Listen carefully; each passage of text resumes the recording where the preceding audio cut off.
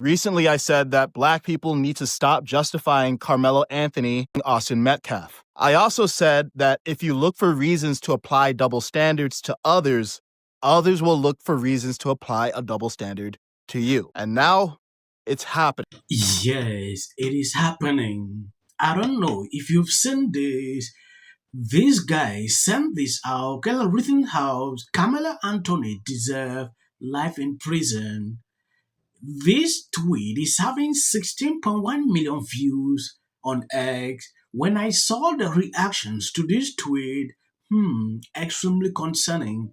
This is coming a day after Austin's dad respond to Carmelo team.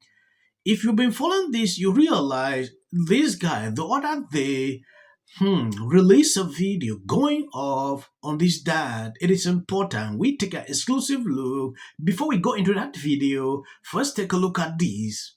Recently, I said that Black people need to stop justifying Carmelo Anthony and Austin Metcalf. I also said that if you look for reasons to apply double standards to others, others will look for reasons to apply a double standard to you. And now it's happening. 8 days ago, a woman named Shiloh Hendricks went viral. At a park, a 5-year-old Black child allegedly tried to take something from her child's diaper bag. It got leaked online and she got threats.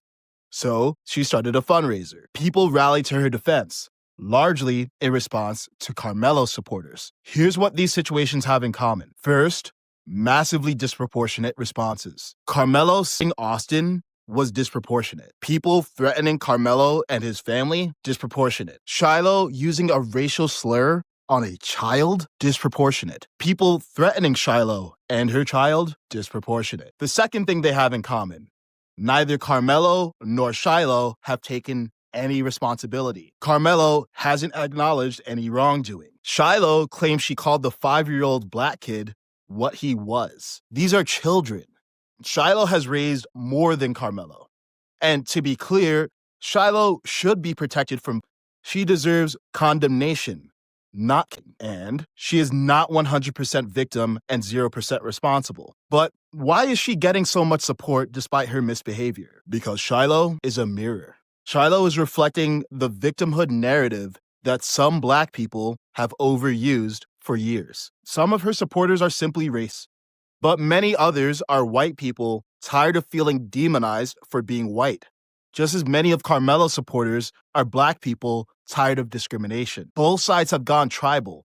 Neither sees clearly. So I say this to the Black people on Carmelo's side. Yes, Black Americans have faced discrimination. And the solution to an old double standard is not a new one, because a double standard is a double-edged sword. It cuts both ways. If you want to be treated as an equal, you also must treat others as equals. Don't ignore the responsibility Carmelo has because of his race. And if you can't do it because it benefits society, do it because it benefits you. Shiloh is a mirror. You can ask for a better mirror, but you can control who stands before it. And as for the white people justifying Carmelo's thing, I get that you want to help Black people, but this isn't helping. It's enabling self-sabotage. To the white people defending Shiloh, I get that you're tired of being portrayed as perpetrators all the time. And if you make Shiloh out to be 100% a victim, you will fall into the same trap that Carmelo supporters have, because that's applying a double standard too. And you might counter, well, that's what's been done to me, which is true. And it can get a lot worse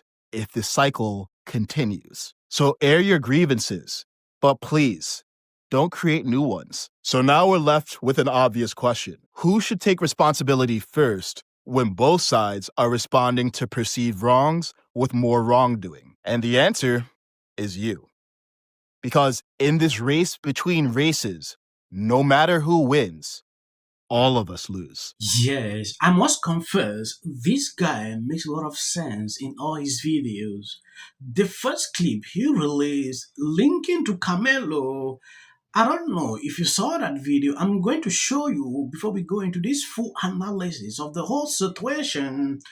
He said something here that drew my attention. No person is right. You cannot justify wrong by doing wrongs. It doesn't work that way. We identified that people raising money for this situation at the beginning, it was a wrong thing. Okay, Charlotte came out like she need to be protected. Okay, the other people, the other side decided to counteract that by supporting her massively. They are all doing wrong.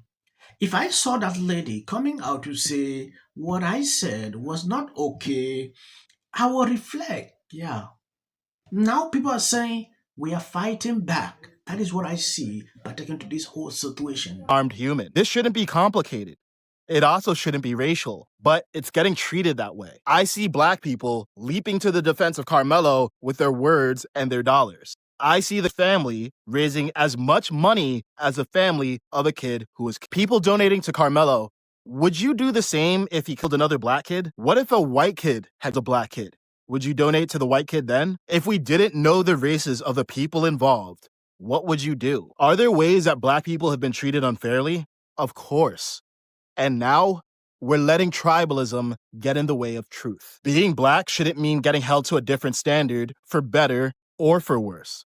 We can't keep doing this thing where black people are always 100% victims and 0% responsible. We can't fight yesterday's injustice with today's double standard. That hurts everyone, including black people. Because if you look for reasons to apply a double standard, others will look for reasons to apply a double standard to you. Karmelo killed a kid. He turned a disagreement into a death. He took it from 0 to 100 when he had every chance to walk away. He took a life and ruined his own. And that's the only thing that should be black and white here.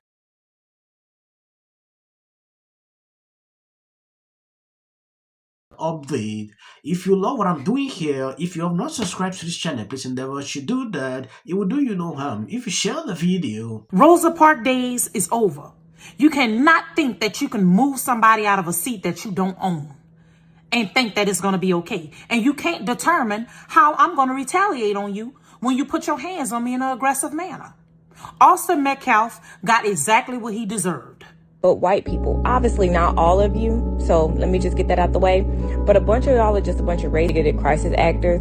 People really believe that that kid had the right to tell Karmelo to move. If that kid would have just minded his own business, would he or would he not still be alive?